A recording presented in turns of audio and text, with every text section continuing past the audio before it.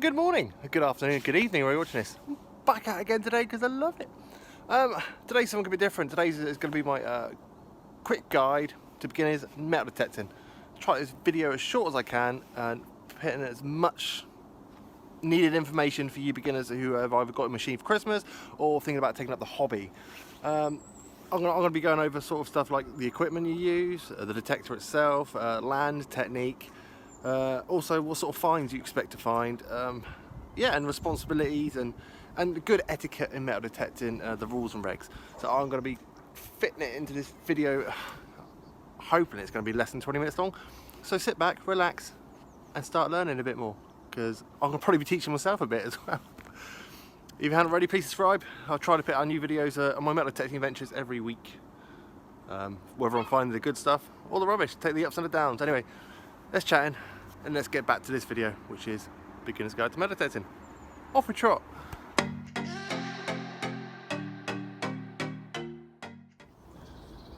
Let's have a quick rundown of the equipment you'll be using. Right, over there we have the machines. There's two different types of machines there. Over here we have my finds, pouch, digger, smaller finds pot, pinpointer and spade. Let's break it down to you. Pinpointer, smaller metal detector, it's for detecting targets that are hard to find, e.g. In the hole still, or just a little bit tiny and you can't quite detect it with the bigger ones. We can't narrow it down. So that there is a lifesaver to people finding very small fragments of history or very small fragments of coins, which you can kind of narrow it down. You don't always need one of them, to be true. Next thing is toothbrush, spray bottle to clean your finds, smaller hand trowels when you have your hands and knees in the hole and the target is still, say, in the hole itself, and it stops you from digging a massive West Country trench. On that note, we'll get onto the machines.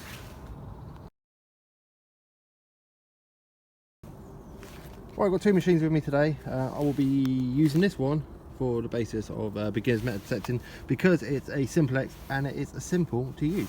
The Amphibio is more an advanced machine. It's my go-to machine. It's a bit higher on the price range, but as you can tell by the display, it's got a lot more features and stuff.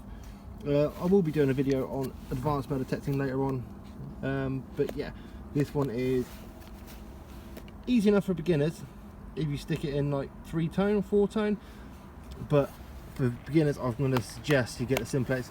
E.g., well, it's actually cheaper as well, and it's a bloody good machine for the price. But anyway, right, first of all, we're going to set the machine up. I'm quite a tall person. I'm 6'2", 6'3" on a good day, and 5'11" on a bad day.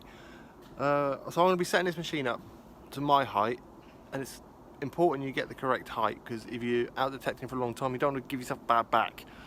From bending over and hunched over, so it needs to be correctly set up so you're not giving yourself pains so you painless free detecting. Right, I'm going to show you around, show you how to set up now.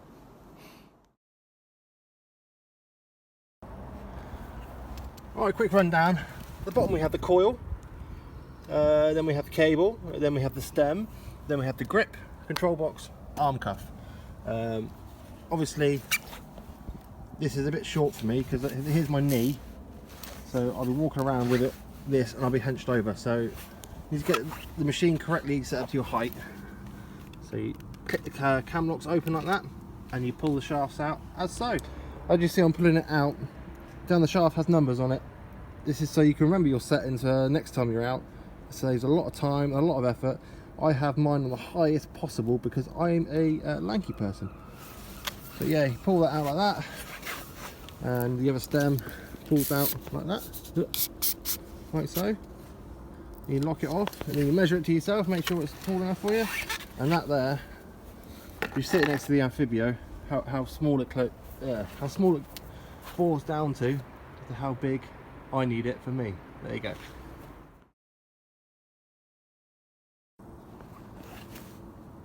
We need to turn the machine on now, don't we? We've got it all set up to the correct position. Make sure everything's all correct. So there, you press the on button.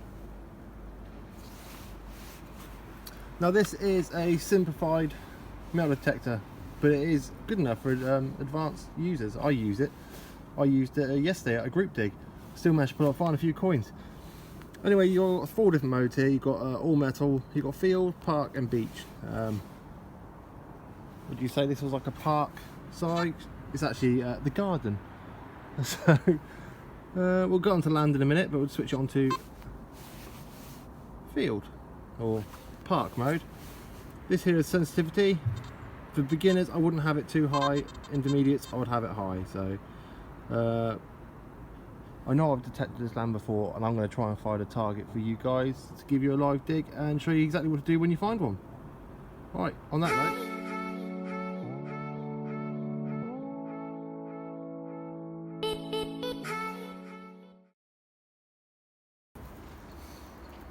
Right, I'm going to be showing you the correct way to swing a coil, and also the wrong way to swing the coil.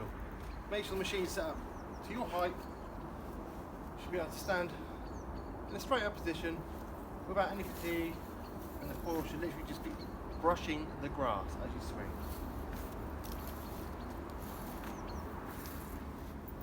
I'll be teaching you some mistakes that people sometimes make. They have their coil set or their shaft too low, and they're hunched over, and after time your back's going to be aching like this. Also, another mistake that people make, they coil back up to normal height, normal height. Another mistake that people make is when they swing the coil lifts off the ground each side. So you're only detecting the small bit in front of you, like literally about a foot in front of the land you'll be detecting, and the rest of it you'll be skimming. Like that. Another thing that people make mistakes of is having the coil too far off the floor. Literally, they'll be detecting, and you're losing detecting ground there by about a foot. So you wouldn't be picking up much targets that way around either. But anyway, switch around to the next part.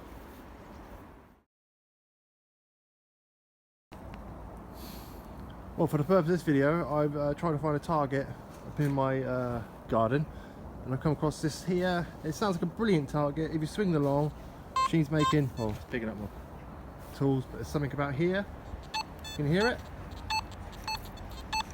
So when you found a target, keep the coil flat, do like a circle, then cross, so you know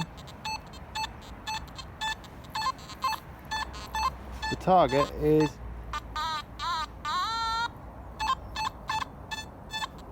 about there. So we'll give it a dig. Well, I know the target's here, and it is quite deep, but I'm going to dig a nice square hole around where the target sounded the loudest.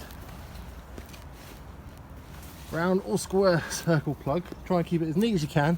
He says the ground is very moist, but hopefully we'll come up with a nice. Doubt it is a coin. Doesn't sound like a coin. Doesn't sound clean in the ear. But hey, make a nice round hole. Right, and then you detect. Swing your detector over the spoils, like. See, doesn't sound, so it's still in the hole.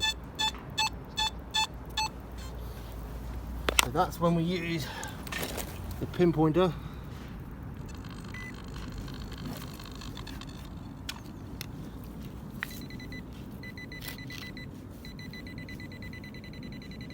So we know it's really deep at the bottom there.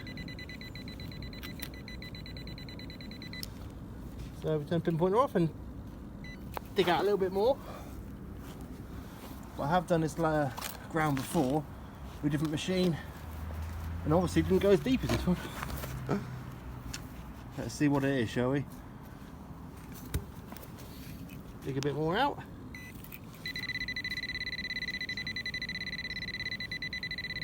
Still in there, right at the bottom.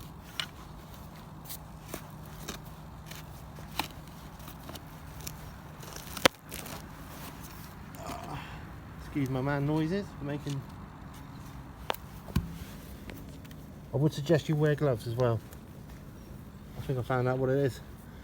So yeah, That's exactly what it is, big lead pipe. But that was at some depth, as you can see. Anyway, let's crack on.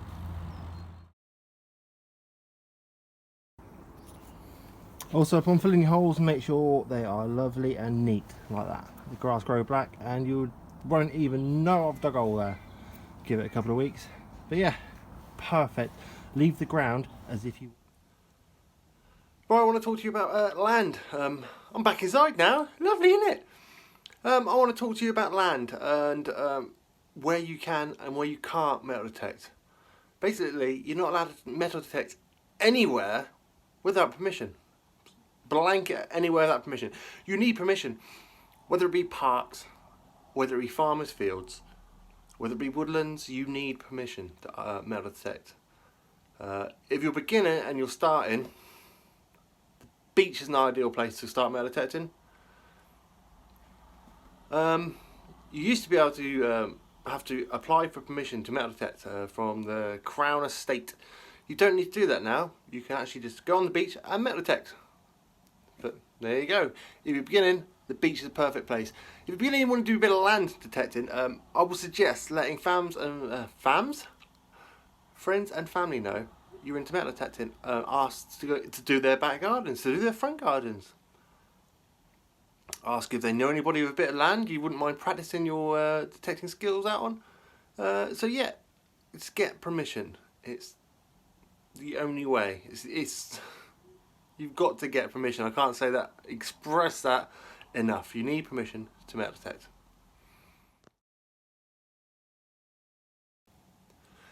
Next thing I want to bring your attention to is finds. We all do metal detecting to find history, to find coins, to find treasure. It's what draws us into metal detecting. There are rules and regulations to finding certain artifacts, treasure, history. If you look onto the PASS, Portable Antiquity Scheme website, finds.org, this will give you all the information you need to know about recording, about any historical artifacts that you may find. If you're lucky enough to find treasure, that will give you the whole process you need to go through to get it recorded correctly. And as the sun is fading behind me, as you can see, last but not least, responsible metal detecting. Use country code. Use gates where are provided, or if not a sty. Look after the country life. Don't abuse anything. Don't leave open holes for livestock to go in. Take your rubbish with you. Don't leave cans lying around or scrap of metal in the middle of a field for livestock also to hurt themselves on. On that note, I recommend you get insurance, metal detecting insurance. If you type it in your Google bar or your search engine, it should come up with it. So I recommend you get insurance. And if you join the hobby, there are plenty of clubs to help you with getting land or club digs and to get people in the same mind frame of you. So you'll be out with people who have the same hobby and the same interest. So I hope you enjoyed this video. No doubt I have missed an absolute lot. Leave in the comments below whatever you want to add. The most relevant comment or the most relevant thing I've missed, I shall pin to the top. But this was just a quick, rough guide to beginners metal detecting. I hope you enjoyed it. If you did, give a thumbs up. If you think I'm rubbish, put a thumbs down. It's up to you. Anyway, hit the subscribe button if you can, and I'll see you all on the next season hole. Off a trot.